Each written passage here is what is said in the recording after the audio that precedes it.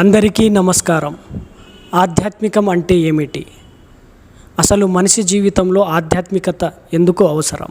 అంటే మనిషి తన మనసుని నిరంతరం పరిశీలిస్తూ, గమనిస్తూ, తన మనసులో ఉన్న లోపాలని, బలహీనతలని, బుద్ధి యొక్క విచక్షణని నిరంతరము గమనిస్తూ, పరిశీలిస్తూ, తనలో తాను అంతర్ముఖంగా ప్రయాణం చేసి తనలో ఉన్న సాక్షి స్థితిని సహజంగా గుర్తించి తెలుసుకొని తనకు తానే నిరంతరము చైతన్యంతో ప్రశాంతత ఆనంద స్థితిలో జీవించడమే ఆధ్యాత్మికత యొక్క మూల భావము, అర్థము.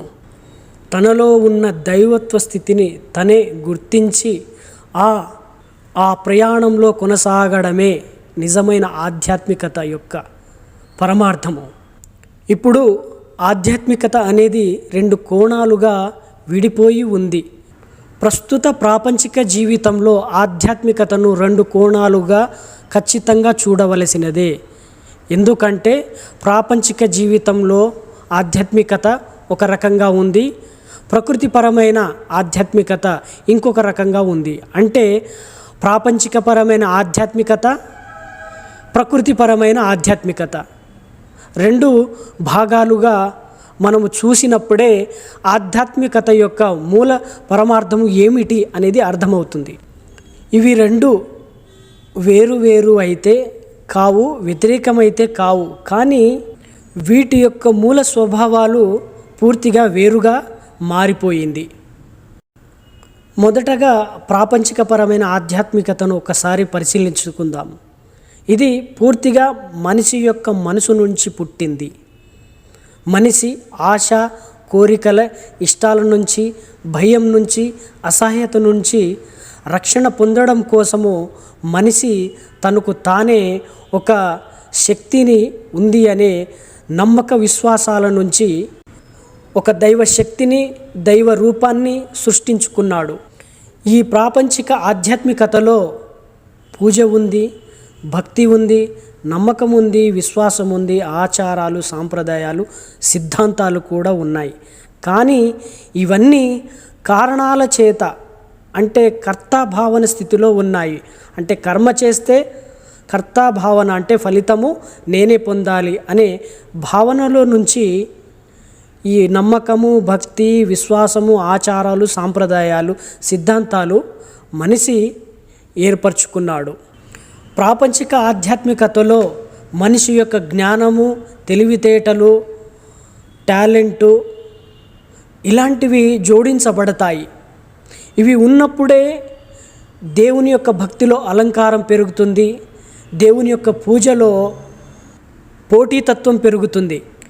ఈ ప్రాపంచిక ఆధ్యాత్మికతలో మనిషి ఒక రూపం నుంచి, ఒక దైవత్వం నుంచి మహిమను కోరుకుంటాడు, కోరికలను కోరుకుంటాడు, వరాలను కోరుకుంటాడు. ఇవన్నీ మనిషి ప్రాపంచిక జీవితంలో ఆధ్యాత్మికతను తన మేధస్సు నుంచి, తన జ్ఞానం నుంచి సృష్టించుకున్న వాటి నుంచి ఏర్పాటు చేసుకున్నాడు. కాబట్టి చేసిన దాని నుంచి ప్రతి దాన్ని ఫలితం పొందాలి అనే భావన ఈ ఆధ్యాత్మికత అంటే ప్రాపంచిక ఆధ్యాత్మికతలో ఎక్కువగా ఉంటుంది. ఈ ప్రాపంచిక ఆధ్యాత్మికతలో జీవించే వారి సంఖ్య ఎక్కువగానే ఉంటుంది. వీరి నమ్మకాలని, విశ్వాసాలని మనము తక్కువ చేయడము కాదు, తప్పు పట్టడము కాదు. కానీ ఆధ్యాత్మికతలో ఈ స్థాయిలో ఉండే మానసిక స్థితిని బట్టి, వారి యొక్క ఆలోచన యొక్క పరిధిని బట్టి, వారి గుణాలను బట్టి, వారి బుద్ధులను బట్టి వారి యొక్క ప్రాపంచిక ఆధ్యాత్మిక యొక్క స్థితి అక్కడి వరకే ఆగిపోతుంది. ఇప్పుడు ప్రకృతిపరమైన ఆధ్యాత్మికతను చూద్దాం. ఇది మనిషి సృష్టించింది కాదు, ప్రకృతి ధర్మం నుంచి, ప్రకృతి నియమాల నుంచి ఈ ఆధ్యాత్మికత ఏర్పడింది. ప్రకృతి నియమాలతో ఏర్పడిన ఈ ఆధ్యాత్మికత మనిషి ఉన్నా లేకపోయినా ఖచ్చితంగా ఈ ఆధ్యాత్మిక యొక్క స్థితి, నియమాలు ఇలాగే ఉంటాయి. ఇది మనిషి ద్వారా సృష్టించేది కాదు, మనిషి ద్వారా పోయేది కాదు. ఈ ప్రకృతి పరమైన ఆధ్యాత్మికతలో మనిషి సృష్టించేది ఏ సిద్ధాంతము లేదు, ఏ ఆచారము లేదు, ఏ పూజ అవసరము లేదు, ఏ నమ్మకాలు విశ్వాసాలు అసలే అవసరం లేదు. ఉన్నదేదో ఉంది, ఆ ఉన్నదాన్ని గుర్తించడము, ఆ ఉన్నదానితో సంపూర్ణంగా అంగీకరించి జీవించడమే ప్రకృతిపరమైన ఆధ్యాత్మికత యొక్క మూల తత్వము. ఇందులో సంపూర్ణ సాక్షి స్థితి ఉంది, అద్వైతం ఉంది, నిత్య సత్యము ఉంది. ఇది ప్రకృతి పంచభూతాల యొక్క సంపూర్ణ అస్తిత్వము. ఈ ప్రకృతిపరమైన ఆధ్యాత్మికత యొక్క పరమార్థము, ప్రతి అణువులోనూ శక్తి ఉంది, ప్రతి చోట ఒక శక్తి స్వరూపము ఉంది. జీవులలో అయినా చెట్టు చేమ నీరు అన్నిటిలోనూ సంపూర్ణమైన దైవత్వ స్థితిలో ఉంది. జీవులలో ప్రాణశక్తి రూపంలో ఉంది, ప్రకృతిలో పంచభూతాల రూపంలో ఉంది, విశ్వం అంతటా దైవత్వ స్థితిగానే ఉంది. అదే ప్రకృతిపరమైన ఆధ్యాత్మికత సిద్ధాంతము, అదే ప్రకృతి సిద్ధాంతము, మనిషి సిద్ధాంతము కాదు. సత్యం ఏమిటంటే మనిషి బ్రతకడము వేరు, జీవించడము వేరు. బ్రతకడం అంటే ఇష్టం లేని జీవితాన్ని భారంగా మోయడము, జీవించడం అంటే తనకు ఏముందో అన్నిటినీ అంగీకరిస్తూ ఆ సమయాన్ని, ఆ క్షణాన్ని సంపూర్ణంగా ఆస్వాదిస్తూ జీవించడము. అయితే ప్రాపంచిక ఆధ్యాత్మికతలో బ్రతకడమే ఉంది, పోటీతత్వం ఉంది. పూజలో పోటీతత్వము పెట్టుకుంటున్నాము, నేను చాలా పెద్ద పూజ చేయిస్తున్నాను అని. భక్తిలో భేదభావాన్ని జోడిస్తున్నాము, నీ భక్తి చిన్నది, నా భక్తి పెద్దది అని. దేవుడు రూపంలోనూ కొలతలను పెట్టేశాము, పెద్ద విగ్రహము, చిన్న విగ్రహము అని. దేవుడు దర్శనంలో కూడా వ్యత్యాసాలను పెట్టేశాము, ఉన్నవారికి లేని వారికి అనేక స్థాయిలుగా దేవుని దర్శనాన్ని సృష్టించేశాము. ఇదంతా ప్రాపంచికపరమైన ఆధ్యాత్మికత. ఇందులో హెచ్చు తగ్గులు, స్థాయిలు, హోదాలు, పలుకుబడులు, చిన్న పూజ, పెద్ద పూజ, చిన్న భక్తి, పెద్ద భక్తి అనే విభజనలు ఉంటాయి. ప్రకృతిపరమైన ఆధ్యాత్మికతలో ఏ భేదభావము ఉండదు, ఏ పోలిక ఉండదు, ఏ జడ్జిమెంట్ ఉండదు, ఏ ఒపీనియన్ ఉండదు. ఉన్నదేదో ఉంది, అదే సత్యమై ఉంది.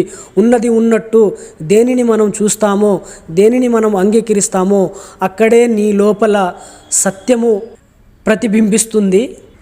ప్రకృతిపరమైన ఆధ్యాత్మిక అంటే నీలో నువ్వు ప్రయాణం చేయడం, నీ గురించి నువ్వే తెలుసుకోవడము, నీ మనసు యొక్క స్థితిని నువ్వే అర్థం చేసుకోవడము, నీ లోపల ఉన్న దైవత్వ స్థితిని నువ్వే మేల్కొల్పడము. నువ్వే ఈ ప్రకృతి అస్తిత్వంలో ఏకత్వంగా ఉన్నావు. ప్రాపంచిక ఆధ్యాత్మికత రూపంతో ఉంటుంది, ప్రకృతిపరమైన ఆధ్యాత్మికత నిరాకారంగా ఉంటుంది. ప్రాపంచికపరమైన ఆధ్యాత్మికత నమ్మకాల విశ్వాసాల మధ్య ఆగిపోయింది. ప్రకృతిపరమైన ఆధ్యాత్మికత సత్యానికి దగ్గరగా ఉంది, సత్య అన్వేషణలో ఉంది. ప్రాపంచికపరమైన ఆధ్యాత్మికత దేవుడు దగ్గర మాత్రమే భక్తి భావాన్ని ప్రదర్శించడము. ప్రకృతిపరమైన ఆధ్యాత్మికత అన్నిటి పట్ల శ్రద్ధ భక్తితో మెలగడము, సమస్త జీవుల పట్ల, ఈ సమాజం పట్ల, ఇతర వ్యక్తుల పట్ల భేదభావం లేకుండా సమభావంతో, సేవాభావంతో, కరుణా దయాభావంతో ఉండడం. ప్రకృతిపరమైన ఆధ్యాత్మికత మనిషి సృష్టి కాదు, మనిషి ఏర్పాటు చేసిన సిద్ధాంతము కాదు, ఆచారము కాదు, సంస్కృతి కాదు, సాంప్రదాయాలు కాదు. అది ప్రకృతిపరమైన ఏర్పడిన నియమ నిబంధనలతో ఉన్నదే.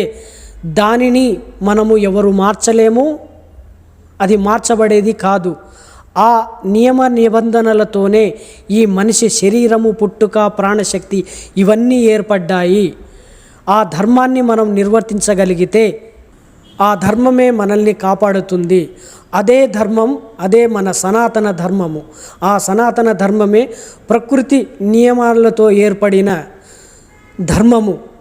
సమస్త ప్రాణకోటి మేలు కోరే సనాతన ధర్మము, ఆది అంతము లేని ధర్మము మన సనాతన ధర్మము.